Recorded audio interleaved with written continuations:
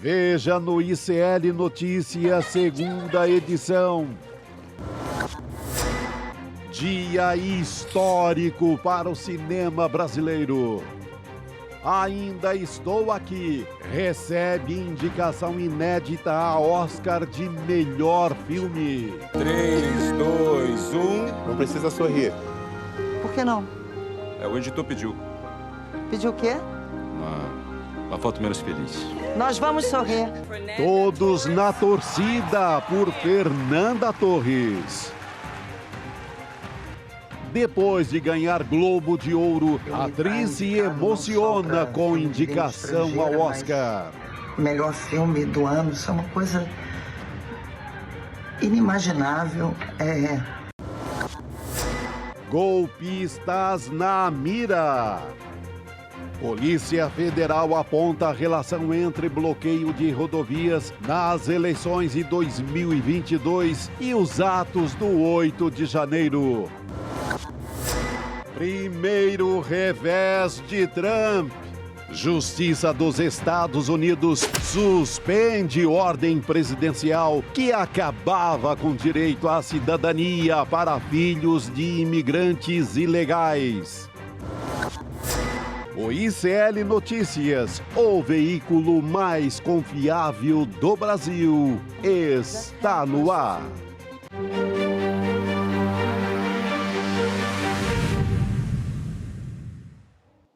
Olá, boa noite. Seja muito bem-vindo, seja muito bem-vindo. ICL Notícias, segunda edição, está no ar neste dia 23 de janeiro de 2025, em que Ainda Estou Aqui foi indicado em 3 categorias do Oscar. Então eu vou apresentar o programa todo desse jeitinho aqui. Boa noite, Chico Sá e Juliano Medeiros. Que lindeza, Gabi. O único jeito possível. É isso aí. Nas ruas, os camelôs já estão vendendo assim fartamente. É o país do Oscar. Impressionante, Vuvuzela para a Copa de 26 e Oscar para comemorar a vitória da Fernanda. E muito interessante, né? A hora que esse filme triunfa assim no mundo inteiro, o Brasil está tentando ali, de forma ainda capenga, pegar algum militar, julgar. Tivemos a tentativa de golpe por Bolsonaro e toda a sua turma de milicos.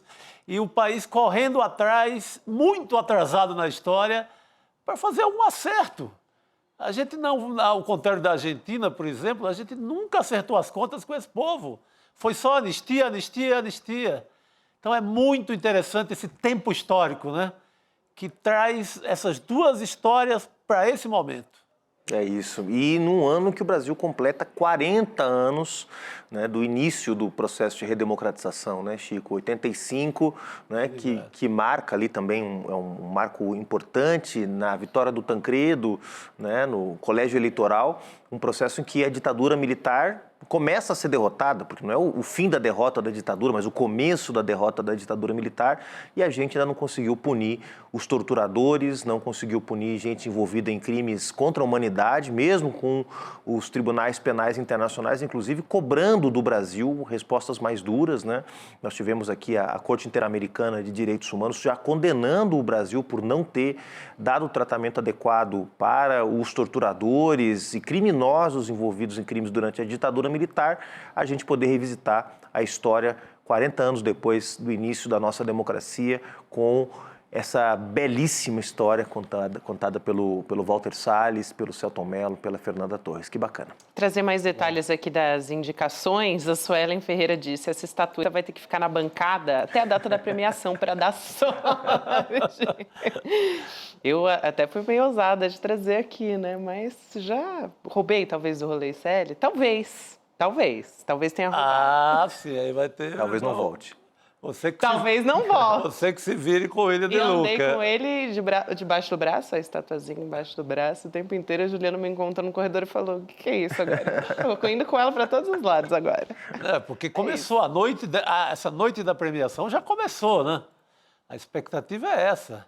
E coincide com o domingo de carnaval. É, impressionante. Eu não sei onde vai parar o trio elétrico da Bahia, né? Eu achei ótimo, Chico. A gente já sai do bloco, já tá com glitter, já tá com, assim, talvez, né, para quem gosta do álcool, já vai estar assim mais animado, já vai direto pro bar. Ladeirão de na casa daquele Olinda, amigo, Ladeirão de Olinda, Exato. pede Oscar. calçadões do Rio de Janeiro, por aí vai. Eu Imagina acho que vale a quanta pena. gente fantasiada de Oscar não vai ter Meu nesse Deus, ano. meu Deus No do Carnaval céu. do Brasil, pintada de ouro, da cabeça aos pés. Vai ser demais. Muito bem. Vamos aqui anunciar as categorias também para quem estava fora do Brasil e não ouviu.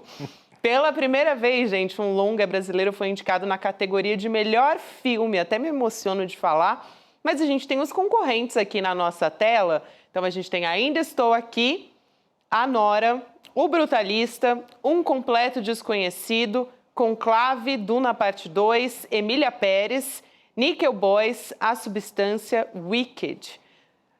Chico, antes de eu trazer outras categorias, você que é um grande entendido de cultura aqui, não sei se você já assistiu Emília Pérez, eu ainda não, mas muitos especialistas estão dizendo que é o grande rival do Ainda Estou Aqui, né? Dizem que é o grande rival. Não vi ainda, eu só vi daí A Substância. Também, É, também, ainda. que é outro universo, né? Ali mais puxado para quase para ficção científica. Eu acho um bom filme, mas temos essa chance do filme e temos mais duas, né? Então, a noite vai ser nossa de alguma forma. E a última vez que você teve um filme indicado para melhor filme e para melhor filme estrangeiro, se eu não me engano, foi o Parasita. Foi o grande vencedor da noite, né? Porque encantou e ganhou o filme de melhor. Ganhou o Oscar tanto de melhor filme estrangeiro como de melhor filme, cara, na mesma sessão do Oscar. Imagina se isso acontece. Se ganhar de melhor filme estrangeiro e de melhor filme do ano. Caramba, isso seria lindo. Olha, o William De Luca corrige aqui que Beijo da Mulher-Aranha concorreu a melhor filme em 1985, do Hector Babenco. Tudo bem, com um argentino, mas um argentino muito brasileiro. Mas era um argentino, elenco internacional, não tinha uma Fernanda Torres, talvez por isso a comoção agora é infinitamente maior. Né? Mas acho que vale aqui fazer a... Sim, não. Jornalisticamente, o William De Luca sempre perfeito. Exato. Mas em matéria de comoção, assim, um filme feito por um argentino já não pegava tão de forma, já não virava carnaval, né? Mas um grande cineasta, né? Era um filme de ficção, não era um filme que conta parte da história do Brasil, ressalvadas as diferenças. O William está certíssimo. E no momento em que a gente está vivendo tudo que a gente está vivendo, né, Chico, Gabi, no Brasil, depois da tentativa do golpe no 8 de janeiro, com os processos que estão rolando, cada semana a gente tem uma nova revelação com autoridades públicas que estavam envolvidas no plano para dar o golpe de Estado. Quer dizer, é muito importante que isso aconteça nesse momento. Né? E é obviamente que a Academia do Oscar não está nem aí para a situação interna do Brasil, é uma coincidência desse ponto de vista, mas que uma obra tão potente, tão bonita, tão bem feita, esteja concorrendo nesse momento da história do Brasil, Muito que a gente importante. está se deparando com a necessidade de impedir a impunidade, que é retratada no filme do Walter Salles, mas que também hoje está em xeque no Brasil, é extraordinário mesmo, né? E a gente tem também, eu ainda estou aqui, indicado para melhor filme internacional, junto com Emília Pérez, Flow, A Garota da Agulha e A Semente do Fruto Sagrado. Então você tem na tela os indicados ao Oscar de filme internacional. E também a Fernanda Torres está concorrendo como melhor atriz no Oscar. Ela já ganhou um Globo de Ouro. Lembro a vocês, né? Foi também um momento muito emocionante. Tem outras 4 atrizes indicadas, além da Fernanda Torres, com Ainda Estou Aqui. A Mickey Madison, do A Nora. A Demi Moore, A Substância, estava espetacular, a Demi Moore também. Carla Sofia Gascon, Emília Pérez. E também a Cynthia Erivo, do Wicked, que é um filme também que está em muitas categorias, né? Wicked. Não, jogo duro, né? A gente sabe disso. Por isso que a gente festeja tanto até a própria indicação. Isso. E que é raro para o cinema brasileiro. A nossa audiência lembra aqui também que tínhamos a Sônia Braga no Beijo da Mulher-Aranha. Verdade, com uma belíssima atuação. Mas talvez a grande diferença seja, não tínhamos redes sociais. Então, não tínhamos essa corrente para frente como temos hoje também. É uma diferença. A gente tem o vídeo da Fernanda Torres, que eu acho também muito emocionante para a gente trazer aqui. Ela contou como é que ela foi Como é que ela ficou sabendo, né? Ela estava muito ansiosa, ela não assistiu ao vivo, que nem a gente, assim. Eu estava ali na frente da TV, acho que todos nós, né, nessa expectativa. A Fernanda, ela não quis assistir assim. Ah, ela tá certa. Ela estava muito ansiosa depois. Ela tá certa. Dela... Eu fazia como um amigo meu quando tinha jogo do Corinthians, quando tem jogo do Corinthians. Ia pro meio do canavial lá em Ribeirão Preto se esconder. Isso. Depois ver o resultado. Vamos assistir o vídeo da Fernanda Torres, vamos lá. Queridos, eu não tenho nem o que falar. Eu queria agradecer, claro, ao Walter, a generosidade que ele teve comigo nesse filme, ao fato do nosso filme estar indicado não só para filme de língua estrangeira, mas melhor filme do ano. Isso é uma coisa inimaginável. Acima de tudo, eu quero agradecer e homenagear essa mulher extraordinária chamada Eunice Paiva, que está por trás disso tudo, que é a geradora disso tudo. E ao Marcelo Paiva, que escreveu esse livro extraordinário e que nos possibilitou fazer esse filme. Eu jamais vou esquecer. É uma coisa histórica, uma coisa emocionante para mim, pela minha mãe ter estado nesse lugar 25 anos atrás, pelas mãos do Walter. A gente se emociona junto com ela assistindo, né? Imagina, não é qualquer coisa, né? São muitas camadas, né? Poxa. A história dessa guerreira que é Eunice Paiva, né? Uma história que muitos já conheciam pelo livro do Marcelo Rubens, mas trazida com muita sensibilidade, né? Porque a gente tem outros filmes super importantes no Brasil, que é Ex-Companheiro, Quase Dois Irmãos, outros filmes que, né? O filme do Karl Hamburger, né? Que fala também sobre a ausência dos pais e como isso impactou as crianças. Então você tem muitos filmes importantes, bonitos, que retratam a ditadura. Tem um agora chamado Zé, que é um filme também de um desaparecido, do Zé, acho que é o Zé Carlos Novaes, se não me engano. O Zé, que é um militante de BH, de Belo Horizonte.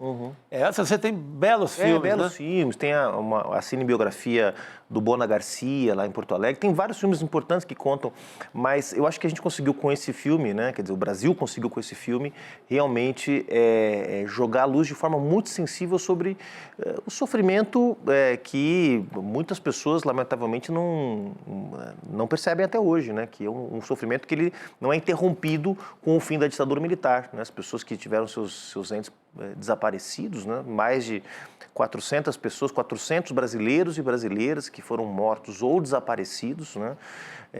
E que tiveram aí, obviamente, deixaram um rastro de tristeza e um vazio que ninguém pode suprir. Então, bem bonito que nesse momento o filme possa também resgatar essa história e contar isso sem que a gente precise retratar nas cenas do filme violência explícita, um filme que tem uma sensibilidade, tem esse cuidado, né? Não tem cenas de tortura como outros filmes que foram lançados no Brasil, né? Não que não seja importante retratar a tortura, porque essa era uma prática sistemática da ditadura militar, mas como foi importante conseguir fazer isso lançando luz sobre outras formas de violência, né? Vamos também trazer a reação do Selton Mello. Eu achei assim que ele fez uma publicação belíssima, ele que deu vida a Rubens Paiva nos cinemas, né? Ele fez uma publicação no Instagram, uma foto muito bonita também, né? Ele diz o seguinte: fizemos um filme, ele nasceu vitorioso por motivos variados, por lembrar o que jamais pode ser esquecido, por comover com uma beleza austera, por encher as salas de cinema de novo, por levar nossa sensibilidade para o mundo, por recuperar nossa autoestima cultural, por abrir tantas portas para outros que virão, por restaurar o amor pelo cinema brasileiro. Essa é uma publicação longa, mas eu acho que vale muito a pena, porque é um texto muito bonito. Por ter criado algo emocionalmente poderoso, por alcançar o raro equilíbrio entre estética e ética, por ser sublime em sua justa simplicidade. Muitas camadas, nosso país precisava desse filme. O mundo todo precisava desse filme nesse exato momento. 3 indicações ao Oscar, com a de melhor filme, nós entramos para a história para sempre. Ainda estamos aqui. Eunice, Rubens, nós e vocês. E aí ele também coloca um coração e diz Brasil. Porque, né, no fundo, todos nós estamos juntos. Acho que todo mundo está com esse sentimento. Eu vou chamar também aqui para falar a respeito disso o Chico Paiva aqui. Daqui a pouquinho a gente vai trazer o Chico Paiva para conversar com a gente, ele que é neto da Eunice e do Rubens Paiva também. A gente continua aqui trazendo imagens. Vamos aqui, na sequência, também trazer uma entrevista da Fernanda Torres, no Roda Viva de 98, um ano antes que a mãe dela, né, a Fernanda Montenegro, concorreu ao Oscar de melhor atriz. Acho que vale a pena e vocês vão entender por quê. Vamos assistir. Boa. Quando eu ganhei Cannes, primeiro, lá na Tijuca, o meu tio Paulo virou para mim. Eu acho que ele não sabia nem direito onde era Cannes, ele falou para mim, quero te ver um dia no Oscar. E eu olhei para ele e eu falei, nossa, o tio Paulo não tem ideia da ralação que é e da sorte que é chegar até aqui. O Oscar não vai rolar nunca. Mas rolou. Mas é muito comentário do tio, né? Do tio ali no churrasco e tal. Sabe que tem uma sobrinha atriz e quero te ver no Oscar. Parece, né? Aquela coisa meio maluca. Eu citei o filme Zé. O filme Zé é do Rafael Conde, que também é a história do desaparecido político José Carlos da Mota Machado. É baseado também no livro homônimo do Samarone Lima. É um belo filme, assim. Ele é do ano passado. E teve no cinema ali pouco tempo, né? Como o cinema brasileiro tem direito a 3, 4 dias de tela, que é outra grande injustiça. E, nesse sentido, é muito importante esse triunfo do Ainda Estou Aqui, porque ele acaba levando junto o cinema brasileiro, né? O filme mais assistido em Portugal na semana passada, né? Estava sendo o filme mais assistido em 2025, né? E eu trouxe aqui um dado que a gente estava mencionando ali, né, Chico, enquanto a gente esperava aqui a nossa entrada ao vivo, que é dos cortes que o cinema brasileiro viveu no governo Bolsonaro. Eram 157 bilhões, caiu para milhões, caiu para 109 milhões de reais o orçamento da Ancine ao longo dos 4 anos de governo Bolsonaro. Quer dizer, uma política sistemática de enfraquecimento do cinema nacional que agora dá a volta por cima, justamente contando uma história da ditadura militar. Vamos trazer um pouquinho do cinema brasileiro, como é que ele foi tratado pelos últimos governos, antes da gente conversar com o Chico. De 2018 a 2022, o orçamento anual da Ancine foi cortado em quase 1/3. Então, as informações que a gente traz aqui, repasses que caíram de 154 milhões de reais em 2018 para 109 milhões em 2022. E aí houve uma retomada de investimentos no governo Lula.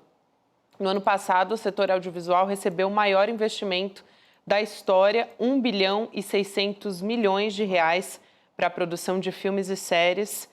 Achei simbólico quando a gente está falando aqui de uma retomada, né, da nossa autoestima cultural, como disse Selton Mello. Acho muito simbólico. Chico Paiva, agora sim, vamos conversar com ele, que é o neto da Eunice e do Rubens, também diretor de Descarbonização e Finanças Verdes do Ministério do Desenvolvimento. Chico, prazer falar contigo mais uma vez. A gente estava com a expectativa quando a gente conversou da última vez e agora a gente tem indicação. Então, estou muito feliz de falar contigo agora. Boa noite. Tudo bom? Boa noite a todos aí. É um prazer estar falando com vocês aqui. Estava até brincando com o Maurício que o ICL está quase virando a emissora oficial da família Paiva aqui, que a gente está sempre vindo conversar com vocês e é sempre um grande prazer.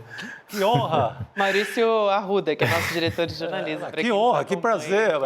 Isso, que é um grande amigo do meu tio das antigas. Ter essa família perto da gente é muito especial. Eu acho que a primeira pergunta que eu te faço, Chico, a gente estava falando aqui, né, expectativa, agora a gente tem indicação.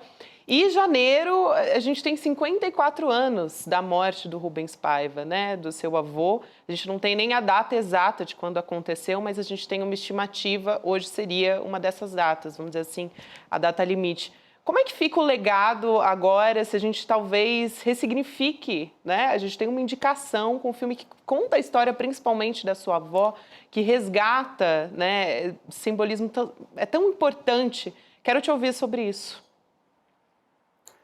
Para nós, assim, é quase que digamos, um final feliz para uma história trágica, né? De ver que a memória do meu avô, da minha avó, está servindo de exemplo para que se inspire, né, outras lutas, outras histórias a virem à tona.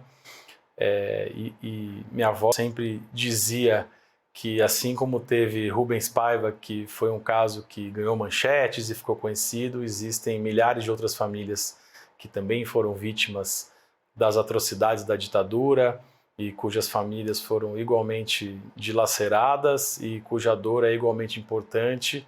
Então, a gente sente muito orgulho, muita honra de saber que, né, a história deles, a memória deles está sendo, né, refletida no propósito que eles tinham de vida, né? Meu avô deu a vida pela democracia, lutando contra a ditadura.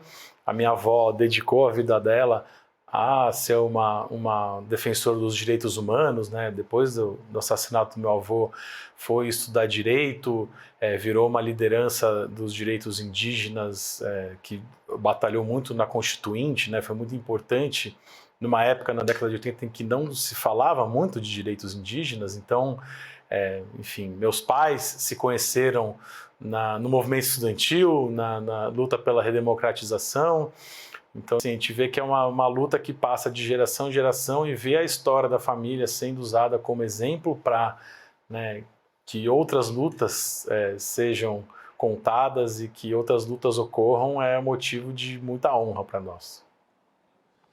Chico, prazer mais uma vez falar contigo. Você da família é o único que parece que vai numa trilha muito parecida na parte política com o deputado Rubens Paiva, né? Você já tentou uma candidatura? Você foi candidato a vereador? Agora, você parece que é o que vai nessa mesma trilha política de buscar o parlamento, de ser ali um representante do povo, em alguma Câmara, seja na municipal ou mais à frente, quem sabe, a Câmara Federal. Isso é muito forte também na tua vida, né? Com certeza, como eu estava falando, é uma coisa que passa de geração em geração e cada um faz a sua luta como pode, né? Assim como a minha mãe foi uma grande liderança do movimento estudantil e que depois dedicou a vida dela, é professora da USP, dedicou a vida dela a projetos, né, de pessoas na periferia, em situação de vulnerabilidade. Começou o trabalho na década de 80 com pessoas HIV positivas e carrega isso dentro dela, né? O meu pai é cientista político, não é da família do meu avô, mas também lutou pela redemocratização. Meu tio escreveu o livro, né, que hoje é a inspiração do filme que está gerando essa luta. Acho que cada um dá a sua contribuição como pode. Eu fui candidato em 2020, não foi nessa eleição. Exato. Foi no meio da pandemia, foi uma candidatura quase artesanal.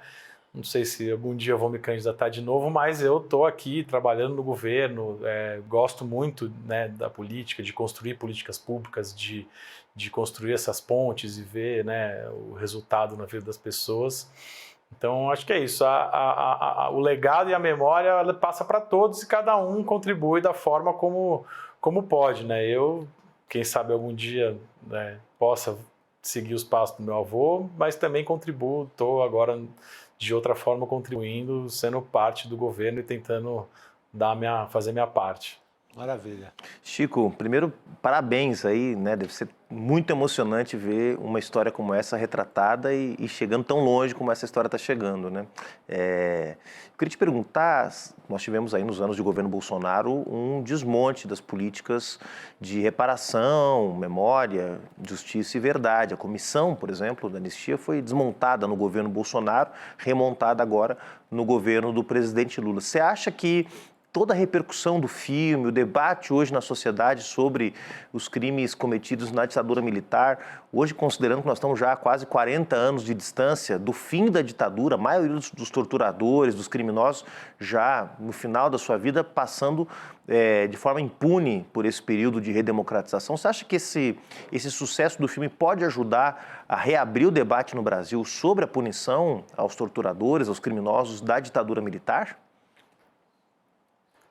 Eu acho que com certeza, né? A gente vê, como você falou, a Comissão de Mortos e Desaparecidos foi reaberta, mas não foi fácil também, tá? Também, hoje eu vi até uma foto da minha mãe numa manifestação que eles fizeram aqui em Brasília com os familiares de mortos desaparecidos políticos quando foram barrados de entrar no Palácio do Planalto já na gestão do presidente Lula. Então foi uma luta que precisou ser travada e com certeza o filme ajuda nesse aspecto institucional, né? A gente viu a decisão do ministro do Supremo Flávio Dino, né, que defende que ocultação de cadáver é um crime continuado, então a gente não pode encerrar essas investigações, não pode ser incluído na anistia. Mas eu acho que o grande valor do filme foi o alcance que ele teve no debate público, né? Porque, para mim, a grande genialidade do Walter ao fazer o filme do jeito que ele fez, né? Vocês citaram aí a sensibilidade que tem, não é uma coisa explícita, ele conseguiu enxugar todo, digamos, o ruído político eleitoral que tinha em torno do debate da ditadura, que você via que virou quase uma coisa esquerda versus direita, né? Então, quando você enxuga isso e mostra só a dor de uma família, né? Não tem como alguém assistir aquilo, não ter uma empatia, não achar um horror que, né, um Estado possa fazer isso, entrar na casa de uma família e sequestrar uma pessoa e desaparecer com ela e nunca dar satisfação a respeito disso. Então, eu acho que esse é o grande mérito do filme, e eu tenho recebido mensagens de muitas pessoas de esquerda, de direita, gente que estudou comigo no colégio, na faculdade, que trabalhou comigo há 10 anos atrás, e todas se sensibilizam. Então é isso, gente que eu sei que é de direita, gente que eu acho que até que votou no Bolsonaro e que fala, cara, assisti o filme, fiquei muito emocionado e é importante a gente não deixar que a ditadura volte, seja você de esquerda ou de direita, ditadura nunca mais. Então eu acho que institucionalmente pode dar um empurrão, mas para mim a grande vitória do filme é trazer esse debate da forma como ele deve ser feito, né? Mostrando o que é, na prática, uma ditadura, que não é uma questão de direita versus esquerda, é uma questão de direitos humanos, enfim, de bom senso quase, né? Chico, eu quero aproveitar a sua presença aqui. A gente vai repetir algumas notícias aqui com você em relação ao seu avô, né, o deputado Rubens Paiva, e ao legado dele. Mas eu queria muito saber como é que foi para sua família, né? Onde é que você estava, se você conversou com ele, se você chegou a conversar com a própria Fernanda, né? E com o Celton, que fez um post emocionadíssimo e de muita sensibilidade. Então, eu queria saber como é que foi esse momento, como é que foi a troca entre vocês também. A gente conversa. Hoje, eu vi que vocês estavam falando sobre expectativa e tal, e a Fernanda contou que ela não viu. Hoje de manhã eu tinha mandado uma mensagem. E aí, como é que tá aí e tal? Como é que tá a expectativa? A resposta dela foi, detesto expectativas. E aí, eu falei, pô, Fernanda, mas com você e o Walter aí como nossos correspondentes, tá difícil, porque o Walter também, ele sempre acha que tudo nunca vai dar certo e tal. A gente até brinca com ele porque por ele ser botafoguense, ele sempre acha que no final as coisas vão dar errado, então ele é mais pessimista. Essa semana até eu mandei uma mensagem para ele falou, não, é difícil, veja bem. Eu falei, pô, Walter, mas até a Variety, que é uma revista especializada, colocou o filme como candidato a melhor filme, né, e tal. Aí ele falou assim, digamos que eles tenham o pensamento muito flamenguista. Mas enfim, a expectativa existia da gente, né, poder ver o filme brilhar e a família, claro, o grupo da família, como vocês podem imaginar, tá explodindo lá, cada um mandando uma matéria, e aí, enfim, minha mãe deu uma entrevista numa hora, meu tio no outro, minha tia no outro, tá todo mundo muito orgulhoso, muito mobilizado, assim, e é isso, é uma alegria, assim, como brasileiro também, né, a gente tá torcendo muito, é como se fosse uma Copa do Mundo, né, um título de Copa do Mundo. E o fato de ser a nossa família representada ali, que possa ser, né, usada como ferramenta para que a luta pela democracia seja valorizada, é assim, uma emoção enorme para nós. Você conseguiu assistir na hora da indicação? Você estava assistindo? Consegui assistir na hora da indicação. E aí, pô, a Fernanda Torres foi o último nome a ser anunciado lá, né? Porque a sensação que eu tinha é que, assim, com o melhor filme estrangeiro, todo mundo já imaginava que ia ser. A Fernanda Torres era uma coisa difícil de acontecer, mas tinha chance, e melhor filme geral era assim, zebra, mas foi indo cada um assim, foi uma vibração enorme assim. E meu WhatsApp explodiu, amigos, todo mundo mandando mensagem, não acredito. Foi gol na Copa do Mundo mesmo, né? Foi muito bom porque tinha gente mais adiantada. Então eu tava vendo na TV, tinha gente assistindo na internet, no YouTube, era mais rápido. Aí mandavam no grupo, mas ainda não saiu aqui onde eu tô assistindo. Foi assim. Parou geral. Copa total. Ô, Chico, eu estava lembrando aquele episódio macabro em que o Bolsonaro cospe no busto do Rubens Paiva na Câmara, na Câmara Federal em Brasília. Você estava com a família nesse momento? Tava lá, foi uma cena assim. Na época, eu acho que a gente, hoje, olhando em retrospectiva, é uma cena muito mais emblemática e marcante do que a gente deu importância na época. Porque estava lá a família, alguns parlamentares reunidos, ele passou com uma trupe xingando, deu uma cusparada na direção do busto, assim, causando uma confusão, mas na época ele era um deputado do baixo clero maluco, entendeu? Como a gente tem outros aí. Então não foi uma grande coisa, assim, porque não existia isso, né? Antes não existia o bolsonarismo, não existia a defesa da ditadura, não existia a extrema-direita poderosa como é hoje. Olhando em retrospectiva, você vê o simbolismo que aquilo teve, né? Eu me lembro que até nas eleições de 2018, eu escrevi um texto no Facebook que rodou aí bastante, cujo título era A Cusparada Premonitória de Jair Bolsonaro. Um pouco fazendo esse paralelo entre aquele desrespeito, aquela indigência moral que ele demonstrou ali naquele momento, era o sinal do que ele viria a fazer no governo dele e, enfim, infelizmente se provou verdadeiro, né, isso. Muito bom. A última vez que o Chico falou a respeito disso aqui no ICL, ele chamou de cusparada premonitória mesmo. Achei uma boa definição, que era o que vinha dali para frente. Tem uma notícia na coluna da Juliana Dalpiva. Hoje, a gente publicou no nosso site serienoticias.com.br de que o MPF recomendou que o Instituto do Patrimônio Histórico e Artístico Nacional, o IPHAN, então, né, dê prioridade ao processo de tombamento da sede do antigo DOI-CODE do Rio de Janeiro. Esse prédio que abriga hoje uma unidade do Exército. E durante a ditadura militar, ele foi um espaço de tortura e de assassinato.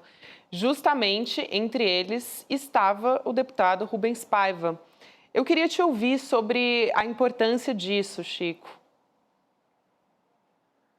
Eu acho que é importante. A minha mãe sempre defende, né? A minha vida inteira ela fala: a gente precisa construir marcos de memória onde essas coisas sejam lembradas para que nunca mais aconteçam, né? E eu acho que, sem dúvida, o DOI-CODE é um desses marcos importantes e, enfim, não só pelo meu avô ter passado por lá, tantos outros que passaram. E cada vez mais a gente construindo isso, construindo essa memória coletiva, mais a gente pode construir na consciência das pessoas de que a gente nunca mais quer voltar para aquele período, né? E, enfim, a minha mãe ela tem um projeto muito legal lá na favela de Heliópolis, em São Paulo, em que é realmente também construir marcos de memória lá em Heliópolis, ou seja, um pouco seguindo aquela linha que eu comentei antes, né, de que assim como existiu o Rubens Paiva, existiram milhares de outras famílias que sofreram e ainda sofrem agora na democracia, né, violência de Estado, porque, enfim, a cena de você entrar na casa de alguém, sequestrar e matar, existe ainda hoje nas periferias brasileiras, mesmo na nossa frágil democracia. Então, minha mãe tem esse projeto de construir esses marcos também nas periferias e lembrar também essas histórias de pessoas que não foram deputadas, não ganharam manchetes, mas que também, né, têm o seu valor igual na luta pela democracia e na defesa dos direitos humanos. O Marcelo Rubens Paiva, no livro, ele leva essa história também para as comunidades, para as favelas. Ele cita e trabalha bem no livro a história do Amarildo, do pedreiro Amarildo, desaparecido na Rocinha. Então, ele abre mais esse leque dentro dessa linha que o Chico está falando. Acho que depois do livro teve a história da Marielle também, né? Que o assassinato dela foi pela atuação política dela e que, até onde se sabe, envolvia pelo menos o deputado federal, o conselheiro do Tribunal de Contas, o chefe da polícia. Tinham suspeitas de que poderia envolver até o ex-presidente da República, né? Então a gente vê que ainda é uma violência de Estado, praticada pelo Estado, uma violência política, né? Então, enfim, é isso. Ainda temos exemplos, mesmo no período democrático, de que esses crimes bárbaros ainda podem acontecer. E é importante lembrar, né, como que em outros países, né, Chico, foi importante ter esses marcos, né? Na Argentina, a Escola Superior da Armada, a ESMA, mesmo no Chile, você vai no Chile hoje, no Estádio Nacional, tem um tour guiado onde guias da memória, né, guias turísticos recebem os estrangeiros. Tem um museu maravilhoso, né? Lá no Chile também, dos direitos humanos. Humanos. Museu dos Direitos Humanos, que é um marco, né? E o Brasil ainda tem alguns desses espaços, a gente sabe, né? Aqui mesmo em São Paulo, aqui na Rua Tutóia, né? Memorial da Resistência, mas nunca é demais, porque a nossa ditadura criou-se um mito em torno dela de que ela teria sido menos violenta, né, do que outras ditaduras na América Latina. Inclusive, uma narrativa falsa e reforçada pela imprensa brasileira. A Folha de São Paulo chegou a criar naquele momento de infelicidade total, aquele rótulo de dita branda, né? Que é um dos momentos infelizes da história da nossa imprensa, quando dentro e a gente dessa sabe mentalidade. Que os números que se dá de 400 e tantos mortos também são irreais, existiram milhares, assim, até... recentemente eu estive com a ministra Sônia Guajajara e falamos sobre isso, e ela disse que tem a ideia, inclusive, de fazer uma comissão da verdade dos indígenas, porque foram massacrados também durante a ditadura, foram vítimas dessa violência do autoritarismo e que não são incluídos nos números de mortos desaparecidos políticos, né, que se vêem circulando por aí, assim como tiveram tantos outros que, assim... acho que o critério que usaram é um pouco da atuação política institucional que as pessoas tinham, Sim. Mas o número de vítimas é muito maior do que isso. O Rubens Valente, colega nosso, jornalista, tem um belo livro sobre esse capítulo dos desaparecidos indígenas, da violência em relação aos indígenas, e é pesadíssimo. Muito bem. Chico, quero te dar mais uma vez, né, para você, para... Todo mundo, na verdade, tem uma grande equipe por trás, tem toda a família, né, Paiva, que viveu tudo isso, continua vivendo, e nesse esforço coletivo para a gente poder dar nome a tudo que aconteceu e a contar essas histórias todas. Então, assim, todos nós aqui, enfim, todos os brasileiros, a nossa audiência aqui no chat, todo mundo muito emocionado. Obrigada por participar com a gente. Um grande abraço para você, é um prazer te receber. Só fazer um comentário Por favor. que eu acho que eu deixei de fora, que eu acho que é muito importante a gente reforçar também, a valorização da cultura e do cinema nacional, né, que foi tão massacrado nos últimos anos, e ver o cinema nacional brilhando num patamar que nunca antes... não, vocês corrigiram essa informação aí, né? Já teve um filme indicado a melhor filme geral, mas, enfim, um dos filmes mais premiados internacionalmente. E, enfim, é importante também esse resgate da cultura que foi escanteada nos últimos anos. A gente viu lá o Pum do Palhaço, as referências nazistas e toda aquela loucura que ocorreu com a cultura nacional nos últimos anos. Então, enfim, só relembrar isso. Viva a democracia e viva o cinema nacional. Viva! Viva demais. Já está com a expectativa para acompanhar o dia do Oscar, né? No meio do carnaval. Já Olha, quero saber. Eu vou parafrasear a Fernanda Torres e dizer que eu detesto expectativas. E eu amo. Vamos ver o que vem. A minha expectativa tá assim, eu não quero saber de filmes favoritos. Para mim só tem Fernanda Torres, só tem ainda esse aqui. Pra quê? Concorrente, né? Não devia nem ter. 100% brasileiro, é isso. Obrigada, Chico. Um abraço grande para você. Até a próxima. Até mais, gente. Boa noite, querido. A gente segue por aqui com o Guilherme Amado, que já está pronto para entrar com a gente, trazendo informações sobre, na verdade, a Operação Contragolpe. Gente, a Polícia Federal vai apresentar ao Supremo Tribunal Federal, agora em fevereiro, um relatório de informações complementares sobre esse inquérito. Gui, boa noite para você, prazer falar contigo mais uma vez. Nesse dia, né, é impossível a gente não estar todo mundo um pouco contaminado pela alegria de estar nas indicações do Oscar. Muito bom, muito bom. Eu acho que esse vai ser o melhor carnaval das nossas vidas, hein? A gente sair para comemorar com 2, vai saber com quantos Oscars, né? É isso, é isso. Eu já tô. A minha expectativa tá altíssima. A Fernanda não gosta, a Fábio não gosta. Eu amo. Eu também, eu já começo agora. Eu já começo lá em cima. Mas vamos lá falar a respeito dessa investigação que está apurando a atuação dos bolsonaristas. Entre todos esses bolsonaristas, o general Braga Neto, né? Nesse plano para assassinar o presidente Lula, o vice-geraldo Alckmin e o Alexandre de Moraes, que é o que essa investigação traz, né? Nesse relatório da Polícia Federal, que reúne mensagens, ligações feitas do celular do Braga Neto. Quero saber o que mais você traz desse documento, Amado, se já não bastasse todas que a gente já teve até agora, né? Que já são estarrecedoras.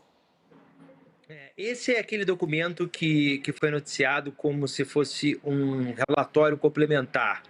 O doutor Andrei, que é o chefe da Polícia Federal, ele usou esse termo e depois a própria Polícia Federal esclareceu de que não é um novo relatório.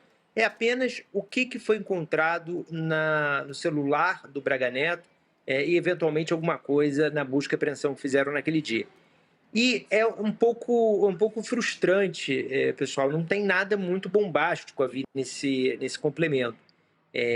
Tem algumas informações encontradas no celular dele, alguns nomes que não haviam aparecido, mas nenhum nome que tenha que ser um novo indiciamento ou que justifique um envolvimento de alguém na condição de investigado ou de suspeito. Apenas circunstâncias que ficam um pouco mais esclarecidas a partir do que se encontrou no celular dele. Isso deve ser feito em fevereiro, esse envio para o STF, pela Polícia Federal, e aí a gente não sabe se o Paulo Gonet vai esperar esse documento para oferecer a denúncia ou não, porque no planejamento que o Paulo Gonet, no final do ano passado, tinha anunciado, seria agora em janeiro. Mas na PGR eles já dizem que o mais provável é que seja em fevereiro. Se for em fevereiro, é muito provável que ele espere esse complemento chegar da Polícia Federal para enviar, tendo tudo em mãos, né? Não, enquanto o Amado falava de não espere nenhuma grande bomba, assim, a gente ficou muito viciado em grandes bombas, né, em relação a qualquer um desses personagens. Mas, gente, o que o Braga Neto fez e aprontou já é uma história, né, Amado? Já é uma história extraordinária e suficiente para anos e anos de cana e que tenha um julgamento para valer. Pois é, eu concordo com você, suficientemente. Acho que vale a pena a gente trazer também outras mensagens aqui que a Polícia Federal tem em mãos, que é do Léo Índio. A gente falou dele aqui ontem, primo dos filhos mais velhos, os filhos do Bolsonaro mais velhos, vamos dizer assim, filhos do Jair Bolsonaro. Ele foi denunciado pela PGR por participação nos atos golpistas do 8 de janeiro. Ontem falamos bastante dele aqui. A PF descobriu que o Léo Índio disse que se sentia deixado de fora de tudo, abandonado pelo clã Bolsonaro. Vou trazer um trecho do relatório da Polícia Federal aqui, abre aspas. Há de se observar, neste e em outros diálogos, um certo distanciamento de Léo Índio em relação aos seus primos e tio, uma vez que resta evidenciada essa mágoa por parte de Léo, que não se sente suficientemente valorizado pelo trabalho que outrora desempenhara. Então, Léo Índio está chateado com o clã Bolsonaro, porque se entregou ali, foi nos acampamentos golpistas, né, Amado? Foi também no dia 8 de janeiro e agora está se sentindo escanteado. Ele podia espiar toda essa mágoa numa delação premiada, né? Eu acho que é um convite ao Léo Índio. Se ele tá tão triste, tão magoado, tem tanto ressentimento, bota isso pra fora, rapaz. Não guarda isso pra você, não. Conta pra gente o que tá guardado aí dentro, a gente quer ouvir. Perfeito. Não, o melhor lugar para todos esses rios de mágoas aí é uma bela delação, né? Joga ressentimento, joga tudo que as mágoas com o Carluxo, cabe direitinho ali. O escrivão está preparado. E a gente também estava discutindo aqui ontem, Amado, boa noite para você, por que o Léo Índio, por que o inquérito, no caso do Léo Índio, está atrasado em relação aos demais, né? Já tem um monte de gente que participou do 8 de janeiro que já está sentenciado, já está cumprindo pena, gente com tornozeleira, gente que já cumpriu um pedaço da pena, já está com tornozeleira em casa. Você tem várias situações entre aqueles que participaram dos atos golpistas do 8 de janeiro e o Léo Índio até agora nada.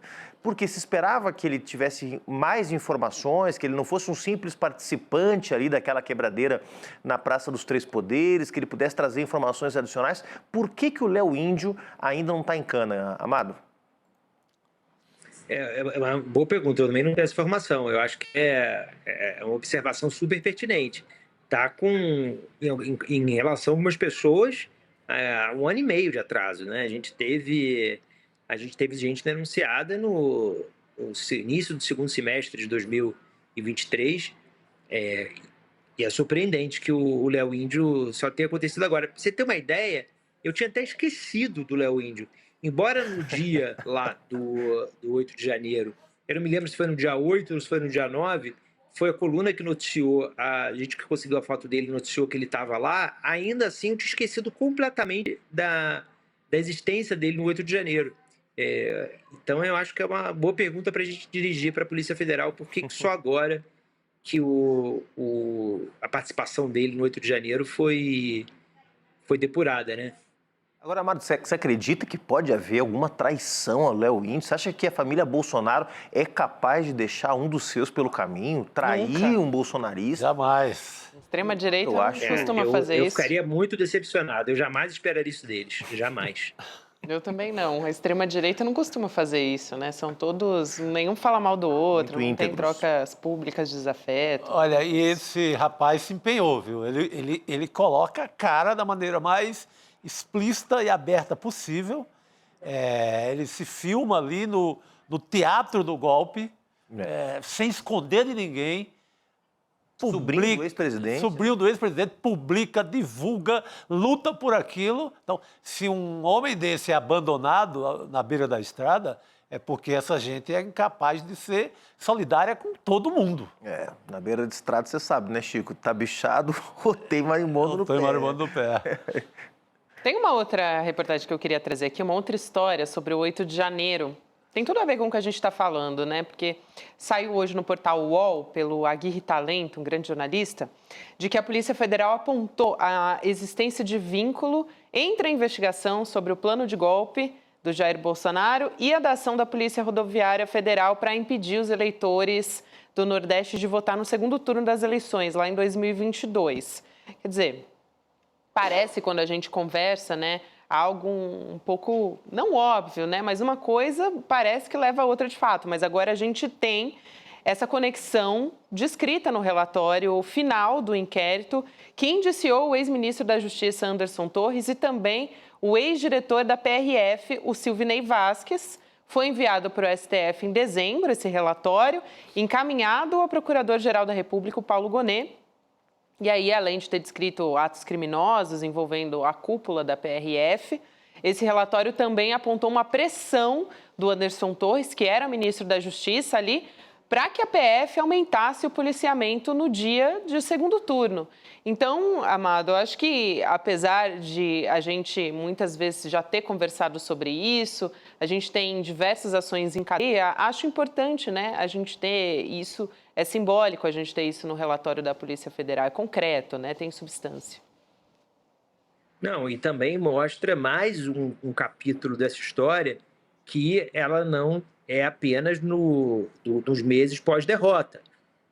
A empreitada golpista e o relatório da PF, o que já foi enviado em dezembro para o PGR, mostra isso. Ele percorre ações que vão em 21, ao longo de 22. Né? Essa, no dia do segundo turno, não poderia faltar nesse quebra-cabeça. Eu acho que é muito pertinente ter esse complemento agora, porque é um personagem, o Silvinei, né, que, sem dúvida, ele precisa estar contemplado no todo dessa trama golpista. Só uma última pergunta, Amado, da minha parte, pelo menos. Logo depois do resultado do segundo turno, teve uma semana de caos no país, com bloqueios de rodovias, né? Um episódio que, naquele momento, gerou muita ansiedade, muita preocupação, né? Porque onde é que aquilo podia levar? Aquilo está um pouco à margem do inquérito do golpe, né? Realmente não tem nenhuma citação não, Juliano, você está coberto de razão, é interessante. Agora, estar à margem não significa que ficará à margem, né? Porque você vê, as blitz do dia do segundo turno também não estavam citadas e vieram aí nesse indiciamento, né? Então pode vir mais coisas aí. Você hoje está me enchendo de perguntas boas para fazer para a Polícia Federal, é mais uma aí que eu vou fazer, obrigado. Boa pauta. Trago as respostas em breve. Excelente! Isso Sugestão de pauta. Juliano Pauteiro. Muito bom. Amado, obrigada por hoje, querido. Valeu, bom trabalho por aí.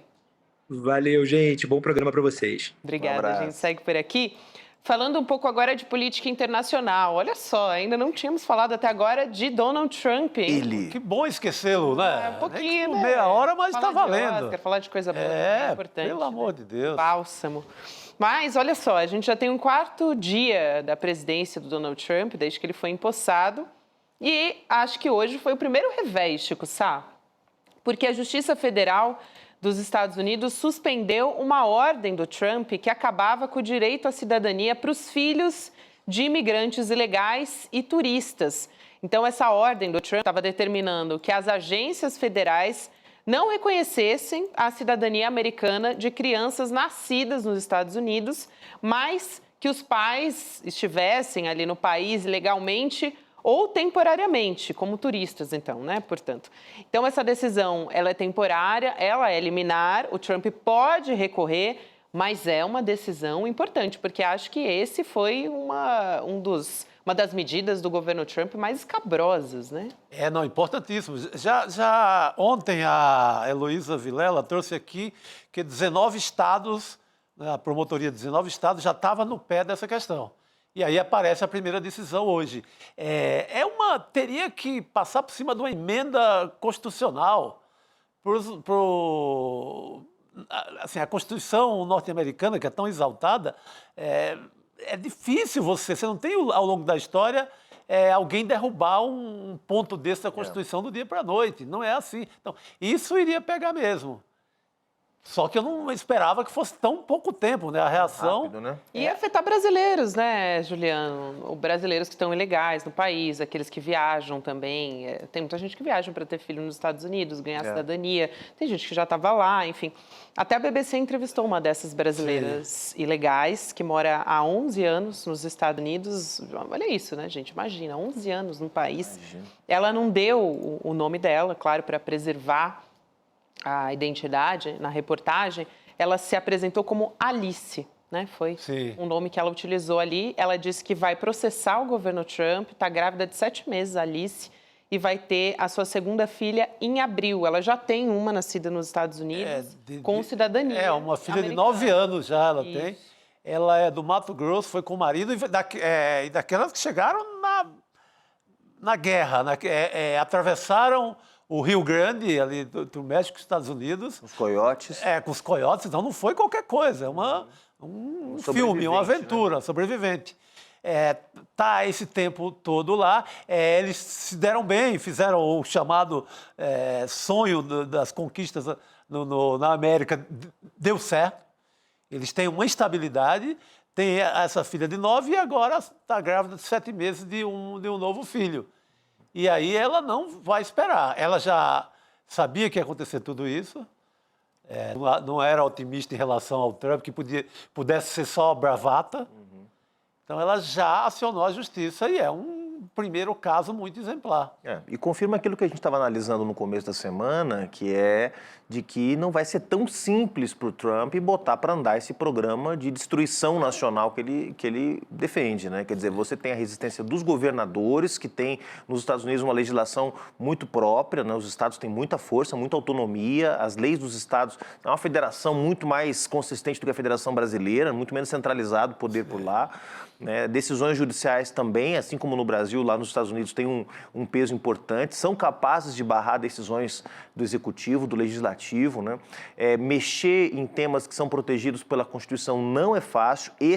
Essa medida do Trump afetava a 14ª emenda, foi baseado na defesa da 14ª emenda que houve essa decisão judicial. Então não vai ser tão fácil assim, né? O Trump, obviamente, tem muitos aliados poderosos, está por cima da carne seca, como se diz, né, Chico Sá? Quer dizer, acabou de sair de um momento em que está muito legitimado pelo resultado das urnas, que foi um resultado muito expressivo, mas não vai poder passar a boiada, como se disse aqui no Brasil, por um ex-ministro aí, de um governo que já se foi.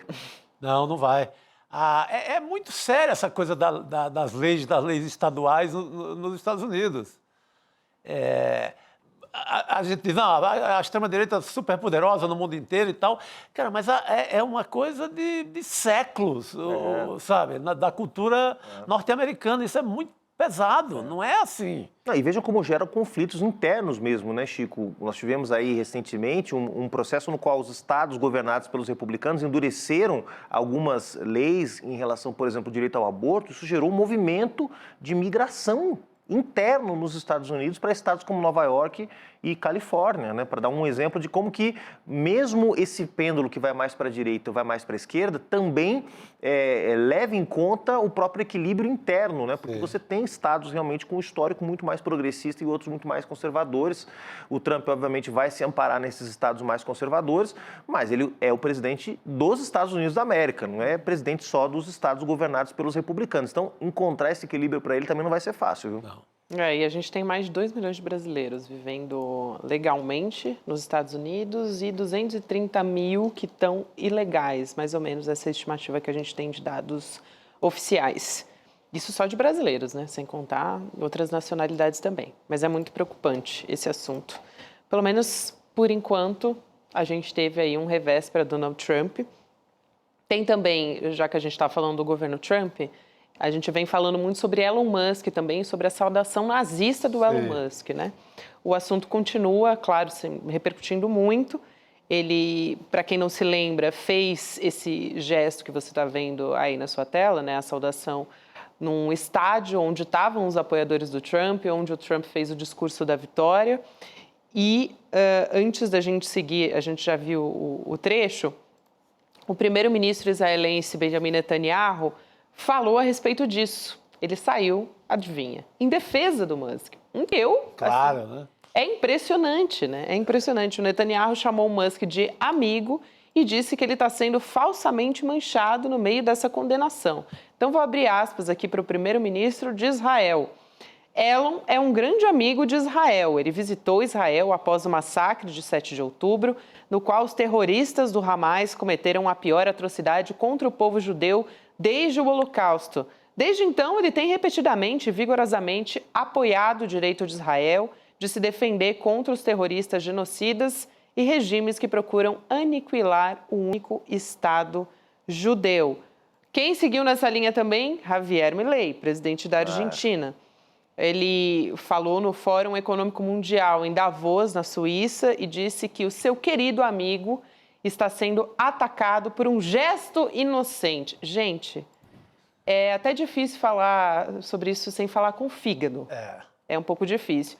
Agora, o que eu acho surreal é o Netanyahu falar do Holocausto contra o povo judeu e dizer que é um gesto, né, que foi falsamente manchado na mesma frase. O Netanyahu, em 2015, fevereiro de 2015, deu uma declaração super polêmica na época, dizendo que o Hitler não queria exterminar os judeus. Que ele só foi convencido por uma liderança árabe de Jerusalém a exterminar os judeus, porque não estava nos planos do Hitler, coitadinho. O mesmo Netanyahu, que foi depois denunciado numa publicação do jornal Haaretz, lá de Israel, numa reunião do seu partido, o Likud, dizendo que a melhor forma de evitar a unificação do Estado palestino era financiar o Hamas, garantir que o Hamas fosse bem armado e bem equipado. Então, assim, a gente achar que o Benjamin Netanyahu tem alguma preocupação, seja com o povo de Israel, a população de Israel, seja com o judaísmo, o que quer que seja, um sujeito que relativizou o Holocausto, porque dizer que o Hitler não tinha a intenção de exterminar os judeus? Peraí, cara, o que esse cara tá com a cabeça? E agora, passando o pano mais uma vez para o outro que fez aí a clara apologia ao nazismo, o Elon Musk, né? E também houve reações no mundo todo, ainda estão reagindo. Ativistas na Alemanha também a essa saudação nazista. A gente tem imagens aqui. Foi projetada uma imagem do Musk fazendo a saudação nazista e a palavra Heil do lado de fora da fábrica da Tesla. Então, essa manifestação está acontecendo também às vésperas do dia da libertação do campo de extermínio de Auschwitz, na Polônia. É bastante simbólico. Aí a gente está vendo aí a imagem na nossa tela, né? Que é um gesto de protesto muito forte, muito importante. Historiadores da Alemanha, assim, muita gente se pronunciando, o mundo inteiro viu como um gesto nazista, não tem outra coisa. Em Berlim, aquela imagem. Então, em Berlim. Não, circulou um vídeo, até uma paródia, porque ele disse, não, eu estava fazendo um gesto oferecendo meu coração, né, para os presentes naquele ato. E aí teve um vídeo fazendo uma sátira, na verdade, mostrando 10 formas de você oferecer o coração sem parecer um gesto nazista. Quer dizer, você só faz parecer um gesto de saudação nazista se você quiser. E, obviamente, foi o que o Elon Musk quis fazer, se para agradar os neonazistas, se ele é neonazista, se ele queria chamar atenção, se ele queria vender mais carros, se ele queria engajar mais no X, a razão pouco importa. Sim. O que importa é que não se faz esse gesto, que é proibido, aliás, em vários países do mundo, né? E você pega as atitudes dele agora, já desse ano, é o quê? Apoio à AfD, partido de extrema-direita da Alemanha, que não só flerta com o nazismo, como tem parentes, muitos parentes abertamente da cúpula do Hitler. Então, gente, não é um gesto isolado. O que ele diz, as atitudes, os compromissos do Elon Musk são de extrema-direita ligados ao fascismo, ao nazismo. Então, não foi só o gesto. É isso mesmo. E também tem um embate entre ele e o fundador do Wikipedia. Vocês acompanharam essa história, o Jim Wallace? Foi incluído no perfil do Musk lá no Wikipedia, que ele fez, tô dizendo como foi no Wikipedia, tá? Um gesto similar à saudação nazista no dia da posse de Trump. Vou ler aqui o que escreveram os editores da Wikipedia. Musk esteve presente na posse de Donald Trump, onde fez um discurso durante o qual fez um gesto similar à saudação nazista. Eu até acho que é ameno, mas Sim, foram bem cuidadosos, né? Mas foi importante. Eu aqui diria saudação nazista mesmo. Sim. Mas muita gente diz, um gesto similar, um gesto polêmico, algo como, né, pareceu. Enfim, a gente ouviu isso muito na imprensa. O Musk respondeu no Twitter. Vamos ver o que ele disse. Como a mídia tradicional é considerada uma fonte válida pela Wikipedia, ela naturalmente se torna uma extensão da própria mídia. E aí o Jimmy Salles, né, o fundador do Wikipedia, respondeu ao Musk de novo, dizendo que ele não estaria feliz pelo site, a Wikipédia, não estar à venda. Ou seja, querendo dizer, você quer comprar a Wikipedia também? Mas a gente não está à venda. Porque ele comprou o chip. Sim, né? Sai comprando tudo por aí, né? É isso. Mas a coisa continua ali, gente, esses embates todos, não só com o Elon Musk, mas também com o Trump, né? A gente trouxe muito aquela fala da bispa contra o Donald Trump, né? Ela deu um sermão que foi ali... O Trump disse que foi um sermão muito ríspido, e foi bem o contrário, né? Que a gente viu na fala. Radical de esquerda, ele falou. Um discurso radical de esquerda e que ela foi grosseira, ele também usou esses termos. Sim. E foi, assim, um discurso muito calmo, né? Uma voz, assim, dizendo, eu imploro... né, assim, Gabi, ela pediu misericórdia. Misericórdia. A gente tem atualizações sobre isso. É a Marian Build, a bispa da Diocese Episcopal de Washington. Ela disse que ela não vai pedir desculpa para o Trump, porque ele disse, eu exijo desculpas. A gente trouxe aqui ontem no ICL Notícias, segunda edição, um pouco sobre a atitude do Trump, né, a fala dele na rede social dele, assim, com atitudes, assim, falas até infantis, né? Dizendo, não foi bom o discurso dela, ela me deve desculpas, enfim, assim, algo muito raso na parte do Trump. Na terça-feira ela fez esse discurso, né, o sermão na Catedral de Washington, pediu misericórdia pelos imigrantes e também pela população LGBTQIAP+. E ontem o Trump disse que ela era da esquerda radical, né? Esquerdista radical, exigiu pedido de desculpas e ela disse para a National Republic Radio, a NPR, a bispa, eu não odeio o presidente e rezo por ele. Não sinto que haja necessidade de me desculpar por um pedido de misericórdia. De novo, ela foi completamente, assim... Elegante. Sensato, ponderado. Sensato. E ela só lembrou os velhos e bons valores do cristianismo. É porque as coisas ficaram tão confusas, tumultuadas nos últimos anos, que começaram a confundir cristianismo com bolsonarismo, com esse festival de absurdos. Mas quando o cristianismo está na sua versão original, ele é o discurso da bispa. E como é fácil desequilibrar esse sujeito, né? Porque o cara estava no dia dele, né? Quer dizer, o dia que ele estava sendo a grande figura, a grande personalidade falada e comentada em todo o mundo. Há um episódio, há um momento breve, se você pensar, tudo que aconteceu naquele dia, o dia interminável, né? Teve a posse, teve a festa, teve ato, uma série a posse nos Estados Unidos durou 4 dias, a gente reportou isso aqui ontem. Quer dizer, ao longo de 4 dias, esse sujeito esteve no centro, né, de toda a visibilidade possível e imaginável no planeta Terra.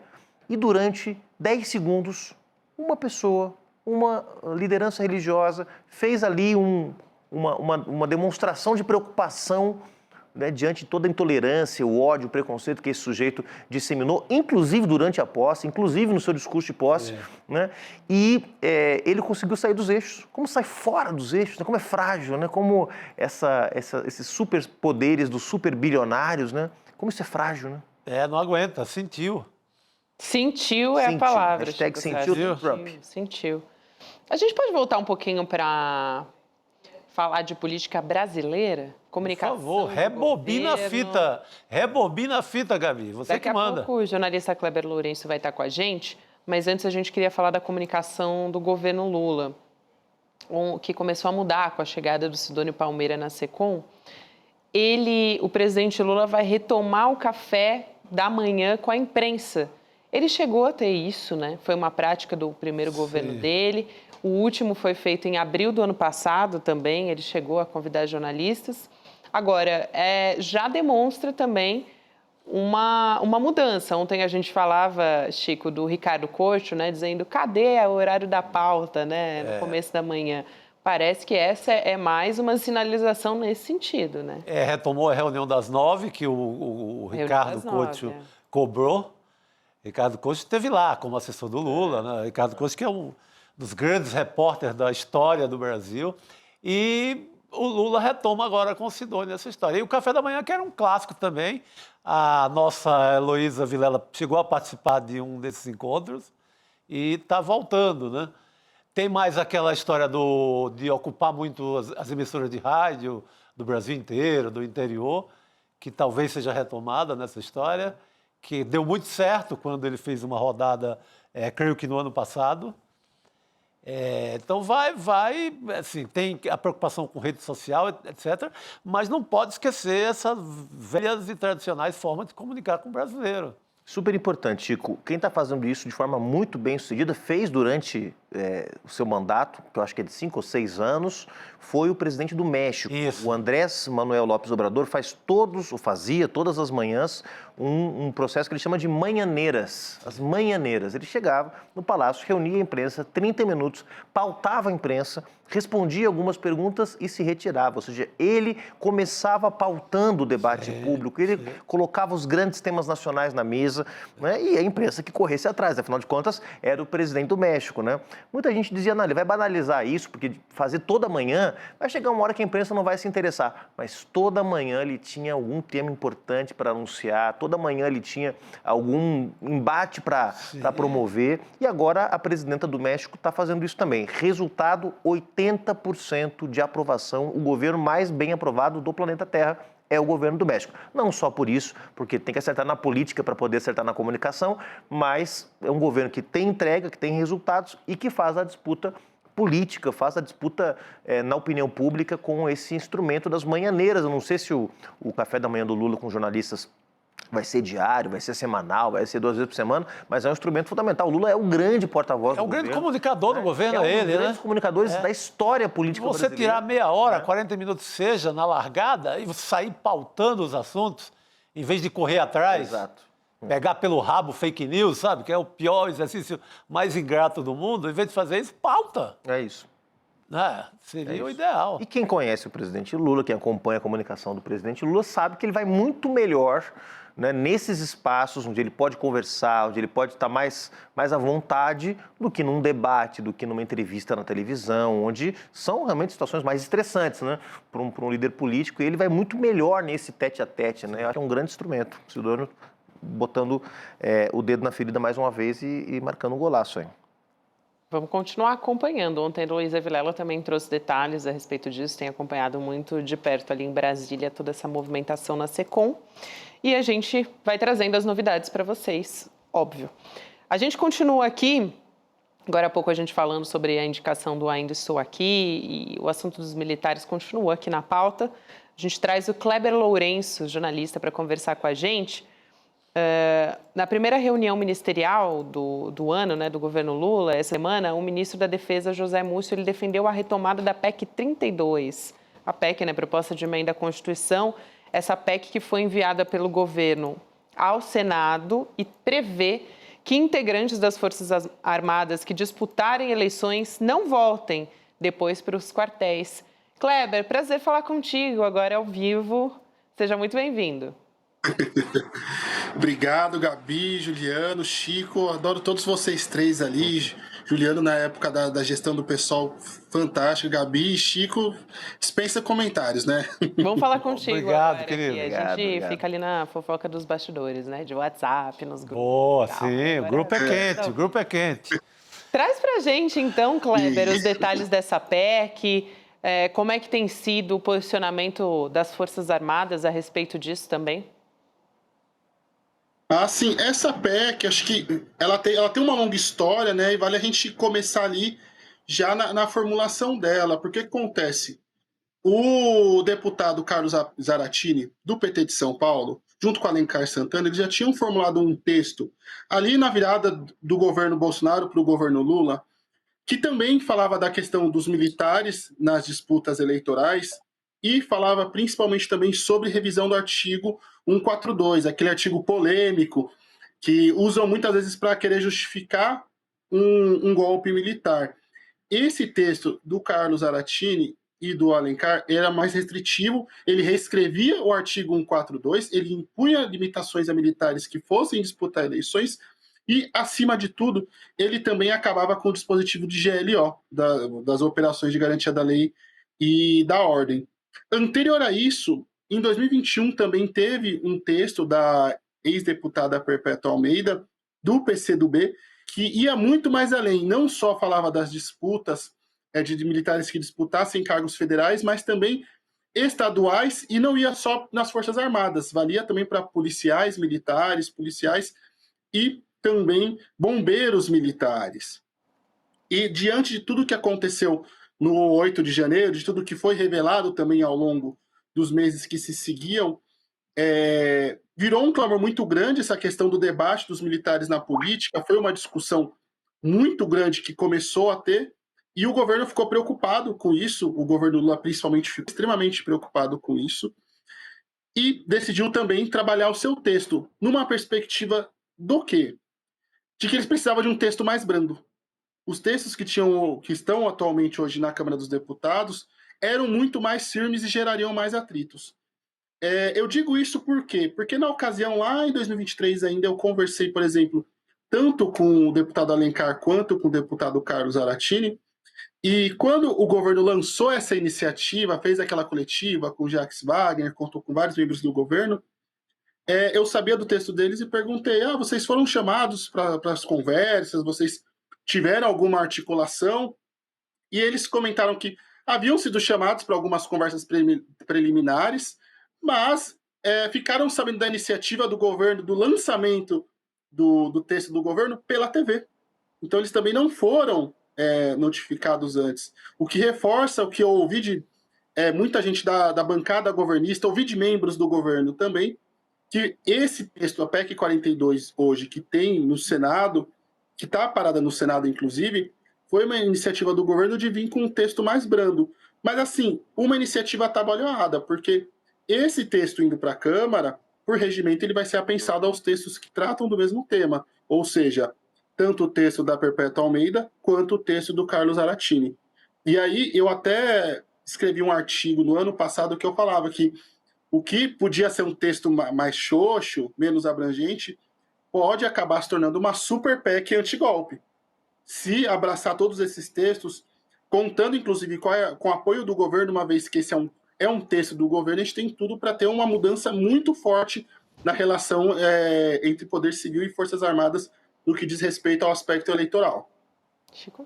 Não, é muito importante. A gente vê que é um governo que até hoje ainda tem, não é, Kleber? É um governo que está cheio ainda de militares da gestão Bolsonaro em alguns cargos importantes. Vez por outra, a gente se surpreende quando sabe que tem um general aqui, um coronel acolá, ainda ocupando cargos, porque pela conta, e o Kleber vai me ajudar a lembrar, pela conta, eu acho que chegava a 7 mil militares em toda a máquina de governo, provando que os militares passaram a fazer política e fazer parte da máquina. Mas eu queria comentar contigo, Kleber, é uma decisão que eu achei importante nessa história de tirar os militares da política, que foi essa decisão do Clube de Sargentos e Subtenentes de Curitiba, que impediu uma realização lá, agora no mês passado, de uma reunião política ligado ao bolsonarismo. Era uma reunião pensando em política partidária, etc. E o comando do Exército vetou essa reunião. Se a gente for pensar que na história recente a própria candidatura do Bolsonaro foi lançada dentro da AMAN, da Academia Militar de Agulhas Negras, lá no Rio de Janeiro, parece-me que, juntando essa notícia que você traz da PEC, essa decisão aqui de varejo de não deixar virar centro de política, quartéis ou clube de sargento, seja o que for, parece que é um esforço mesmo de tirar a milicada da política, né? Da política profissional. Se quer ser político, que saia, que retire a farda. Eu chamo, Chico, apesar de ver como muito positiva essa iniciativa, eu acompanhei essa história, mas eu chamo de recuo estratégico. Por quê? Porque se realmente o comando do Exército estivesse preocupado com a questão da relação dos militares, com os clubes militares, e sejamos francos, você sabe até muito melhor e muito mais do que eu, Chico, que nos últimos 10 anos os clubes militares foram núcleos de intensa atuação política militar. Sim. A gente tem o Hamilton Mourão, que foi vice do Bolsonaro, vem do clube militar, assim como várias manifestações do clube militar, fez nota alusiva a 64, em defesa do impeachment da Dilma, teve atuação política direta ali em 2013, 2014, 2016, 2018. Então, são clubes com forte atuação política. E aí, por que eu falo isso? Porque se realmente o Comando do Exército estivesse preocupado, eles teriam derrubado a normativa que, inclusive, foi assinada e colocada em prática na gestão do atual comandante, general Tomás Paiva, de ceder militares da ativa do Exército Brasileiro para trabalhar nos clubes militares em funções administrativas e afins. Eu tenho um levantamento na minha coluna na revista Fórum, onde eu falo, inclusive, Chico, atualmente, mais de 7 mil militares, isso das duas forças que eu tive acesso às informações, Marinha e Exército Brasileiro, estão filiados em clubes com forte atuação política. E não é um achismo, né? Porque sim, eles... uma percepção minha, não. É só você olhar... põe Clube Militar Dilma no Google, Clube Militar Impeachment no Google, você vai ver que tem várias notas, várias manifestações, várias mobilizações. Quando o Bolsonaro vai buscar o seu vice, ele vai buscar onde? No Clube Militar. Sim. Então, o Clube Militar, queira ou não queira, acabou. Os clubes militares ao redor do país são núcleos de atuação política das Forças Armadas, das 3 forças. Muito Kleber, bom. eu queria saber também como é que está o ensino de história do Brasil nas escolas militares, aquelas escolas que formam os oficiais, né? Porque lá é ensinado que o golpe de 64 foi revolução, né? Se fala de tortura. Rubens Paiva lá, por exemplo, Olha, não existe, né? Não seria o correto, uma vez que o conceito das escolas militares, no que diz respeito de formas de oficiais, deveria estar alinhado com a institucionalidade, com a defesa do Estado Democrático de Direito. Eu tenho um artigo, até vocês colocaram na tela, meu no Intercept, onde eu levanto vários TCCs e trabalhos das escolas de formações de oficiais, dos militares, onde militares eles foram aprovados, eles foram promovidos, apresentando trabalhos que defendem o intervencionismo, seja de linhas mais brandas, falando que eles são garantidores da democracia, seja em linhas mais radicais mesmo, onde eles defendem que os militares são os tutores da República Brasileira. Então tem todo tipo de absurdo, eu coloco alguns casos mais escandalosos, são 8 ou 9 casos nessa matéria que eu escrevi para o Intercept, onde defendem todo tipo de absurdo, chamam o PT de organização criminosa, colocam das mais diversas teorias da conspiração referente a Foro de São Paulo e afins. Alguns, inclusive, eu falo assim de forma bem franca, que entram em conflito com a vida real, com a realidade dos fatos, e foram trabalhos aprovados nas escolas militares. Trabalhos assim impregnados de ideologia. Até arrisco a dizer que são panfletos partidários, político-ideológicos, que foram aprovados nessas escolas de formação de oficiais. E isso recente, eu tenho esses artigos, não estou falando de TCCs de 2000, anos 90, falando de 2023, 2018, 2021, 2022. Falando de coisas assim que foram nos últimos 5 anos. Kleber, quero muito agradecer sua presença aqui. Um prazer conversar contigo agora ao vivo, querido. Volte sempre. As portas estão abertas aí para você. Imagina. Obrigado. Gabi e Chico, Juliana, posso só dar um último bastidor que eu trouxe exclusivo para vocês? Sim, Opa, por favor. Esse eu preparei, até pedi para o meu editor lá na Fórum, segura para lançar só quando eu estiver ao vivo no ICL. Olha, já está lá na minha coluna no Fórum, mas informação em primeira mão. Eu conversei com alguns membros do governo e dizem que essa PEC 42 vai marcar o último trabalho do Múcio à frente do Ministério da Defesa. Não é segredo para ninguém, ele já fala há muito tempo que ele quer sair do governo, que ele já cumpriu a missão dele, que ele agora quer descansar, quer curtir a família. Mas a informação que eu tenho é que muita gente, principalmente no Palácio do Planalto, vê essa PEC como a entrega final do Múcio. Muito bom, muito bom. Tem que ver como é que vai ficar a relação com os militares depois, né? Sim. É um dos que já vai tarde, viu? E quem vai pegar a bucha, porque agora vai ser a fase em que alguns militares serão condenados. Oxalá. Ou seja, é um outro cenário, né? Tem que ter um ministro, pelo menos, mais forte para segurar essa história toda. É isso. Exatamente. E um ministro que tenha coragem de fazer o que, de fato, sempre tem que acontecer no Ministério da Defesa, que é a subordinação dos militares ao poder civil. E isso é uma coisa que não ocorreu nos governos Lula, não ocorreu em nenhum governo da história recente da República Nova Brasileira, e que, inclusive, essa falta de subordinação dos militares ao poder civil é o que recorrentemente vem nos causando esses problemas ao longo dos anos. É isso. Obrigada demais, Kleber. Um prazer ter você aqui com a gente. Obrigada pela exclusiva aqui, né? Muito bom. Obrigadão, querido. Valeu, querido. Eu que agradeço. Tchau, tchau, gente. Obrigado. Valeu. Agora vamos ver, né, Gabi, se de fato, quer dizer, no ano em que o governo tem como prioridade da sua agenda, a agenda econômica, botar para andar uma PEC que precisa ter maioria qualificada, tem que ser votada em 2 turnos, uma PEC que é absolutamente necessária para colocar os militares no lugar que eles têm que estar, de servir a defesa nacional e não se meter na vida pública, se uma PEC avança. Não é fácil, num ano em que o governo tem uma agenda econômica muito desafiadora ele parar tudo para votar essa PEC. Acho que neste Congresso Nacional a gente não deve ter muita expectativa de que vai ser uma prioridade, não.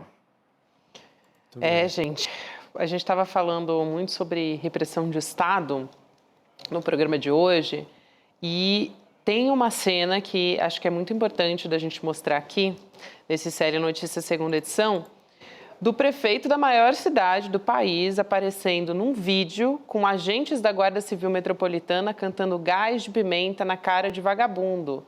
Estou falando do prefeito Ricardo Nunes, de São Paulo, cantando o grito de guerra durante uma cerimônia de formatura de 500 novos agentes da GCM. A gente estava falando de formação de militares, acho que também formação de agentes da GCM, né, de outras polícias e outros agentes de segurança. Até porque a GCM no Brasil está crescendo em todas as prefeituras, virou um fetiche louco de tudo que é prefeito. Vamos aumentar a GCM, fazendo verdadeiros exércitos por aí. Vamos ver as imagens, Chico? Por favor. Comenta. Vamos lá.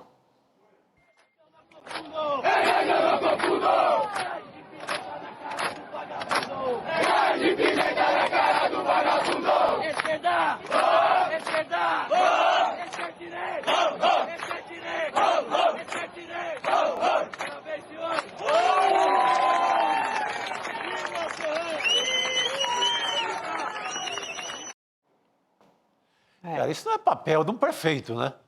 Que coisa bizarra, né, gente? Cá entre nós, assim, primeiro século XXI, 2025, né, você ter uma tropa com essa dinâmica de mobilização, quer dizer, que é a lógica do inimigo interno, da violência contra o movimento social, da repressão, a estudante, a trabalhadora, a camelô, quer dizer, gás de pimenta na cara do vagabundo, que é isso, entendeu?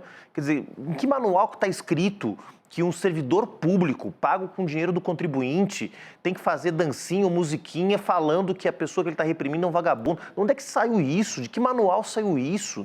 Quer dizer, isso aqui, nós estamos vendo um negócio do século passado, entende? Se estendendo e sendo normalizado com o prefeito da cidade, com o secretário de Segurança Pública, os caras de terno e gravata nessa cena grotesca. Comemorando, né? Comemorando a barbárie, né? Impressionante. E o que isso libera, o que uma história dessa libera? Isso libera para carnificina. É como libera a fala do Tarcísio para a Polícia Militar de São Paulo, a fala do Derrite, a fala de várias autoridades que estão envolvidas, inclusive com o PCC em São Paulo. Quero ver essa cantiguinha aí para o PCC.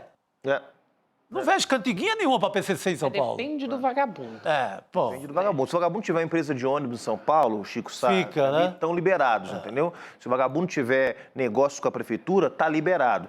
Agora, se o vagabundo, no conceito deles, for um estudante protestando, for um camelô, for um trabalhador informal, aí é gás de pimenta. For um sem-teto, que precisa ser despejado, aí é gás de pimenta na cara do vagabundo. É grotesca essa cena. Aliás, vale uma boa de uma representação no Ministério Público. Aí fica a dica para os nossos eu sou do tempo que o Ministério Público, o próprio Ministério Público imediato já toma providência. Hoje em dia precisa sempre um deputado estar lá e tal, um deputado mais atuante, um partido de esquerda, mas isso é papel do Ministério Público, já se manifestar. Marcar de cima, né? Não precisa chegar lá no balcão e bater na porta do Ministério Público. Aliás, a própria Prefeitura de São Paulo ainda não se manifestou sobre as críticas, né? Porque foi bastante criticado, o vídeo está rodando nas redes, mas não se manifestou. Bom, gente, assim, né, com um gostinho amargo, né, que a gente termina depois de ver essas mas vê que é o mesmo assunto. É o mesmo assunto. Ainda estou aqui. Os assassinos do Rubens Paiva não foram punidos ainda estão ganhando dinheiro no Estado. Perfeito. Aí você passa uma linha, aí passa por milícia, chega na guarda do Ricardo Nunes, é o mesmo assunto. É a mesma história que deu no Esquadrão da Morte, que deu na milícia, que deu nesses caras aí que estavam celebrando a morte com o prefeito. Gente, chegando aqui aos finalmente, quero te lembrar da próxima edição do Mapa da Mina, que está chegando aí no dia 30. Então, para entender sobre investimento, para saber as melhores decisões, né, as previsões para a sua renda nesse ano, te convido a participar do Mapa da Mina de 2025. A gente está com um ano muito movimentado no âmbito da economia. Então, o Eduardo Moreira vai te contar tudo a respeito disso. A gente já teve Pix, já teve movimentação do dólar com a eleição do Trump, empossado, na verdade, né? Então a gente precisa entender do assunto para saber onde alocar o nosso dinheiro. Vamos trazer um recado do Edu Moreira aqui pra gente, do Mapa da Mina? Vamos lá. Os anos, eles foram muito complicados nessa questão de finanças e investimentos, mas teve um lado que eu tenho que assumir que foi divertido. Várias pessoas que assistiram os eventos, o Mapa da Mina, ao longo dos últimos anos, aqueles onde eu faço minhas previsões sobre o que vai acontecer no ano, eles vieram me falar depois que tiraram a maior onda com os amigos que trabalhavam na Faria Lima. Que os amigos chegavam todo ali cheio de onda, cheio de marra, com ternos e linguajar difícil fazendo previsões e erraram tudo nas previsões deles. Eles que são os da Faria Lima, metidos a serem os bambambãs da história. E a turma que assistiu o Mapa da Mina, ali na humildade, acertou tudo que estava falando. Por quê? Porque esse trabalho que a gente faz todo ano, de pegar os principais relatórios, traduzir numa linguagem acessível e ensinar para as pessoas o que está acontecendo, ele ajuda de verdade. Ele não é papo para ganhar dinheiro fazendo operação para os outros. É coisa feita para ajudar. E esse ano vai ter de novo. 30 de janeiro, uma quinta-feira, às 8 horas da noite, vai rolar o Mapa da Mina 2025. Um resumo de tudo que está acontecendo no Brasil e no mundo e as previsões do que vai acontecer ou do que a gente acha que vai acontecer ao longo do ano. A gente se vê dia 30. Um abraço.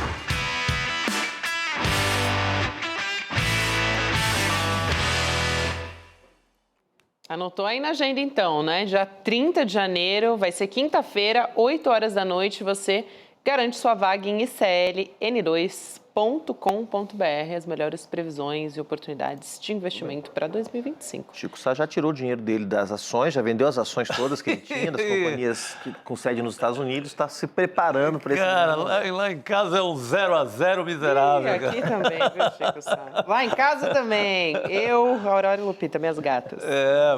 Mas vamos embora. Gente, rapidinho, quero dar um recado aí para você curtir o Curta ICL, @ICL no Instagram, que é uma nova rede social nossa, os perfis do ICL nas redes sociais, Instagram, TikTok. A gente tem vídeos curtos, repercussão, react. Hoje a gente está falando muito do Oscar. Se você gosta de internet, então segue lá. Além do ICL Notícias, agora você tem o Curta ICL também. Opa, vou entrar nesse negócio aí. Vamos aí, é isso. Chico Sá, Juliana Medeiros, bora então. Até amanhã. Boa noite, pessoal. Amanhã a gente sexta. Eu tenho certeza que você está perdido ou perdida em relação ao que vai acontecer com a economia em 2025 e, mais do que isso, está cheio de medo. E tem razão, porque as coisas não estão bem paradas, nem no Brasil, nem no mundo. É um momento de extrema incerteza, de muitos riscos e que decisões erradas podem se refletir em perdas enormes, muitas vezes em perdas de economias de uma vida inteira. Nesses momentos também surgem esses falsos gurus de internet com fórmulas milagrosas e que podem tornar o problema ainda pior. A boa notícia que eu tenho para vocês é que está chegando a data do nosso evento anual onde eu explico o que está acontecendo no Brasil e no mundo, fazendo um resumo dos principais relatórios que são produzidos pelas principais instituições financeiras de uma maneira que todo mundo possa entender. Eu faço também minhas previsões para o que vai acontecer no ano, para vocês poderem se basear nelas e terem um parâmetro, terem mais segurança para seguirem nesses mares revoltos. Vai acontecer dia 30 de janeiro, uma quinta-feira às 8 horas da noite. O nome do evento é o Mapa da Mina, que já acontece há vários anos com sucesso estrondoso. Para vocês se inscreverem, é só clicar no link aqui embaixo. E aí, gratuitamente, vocês vão poder participar.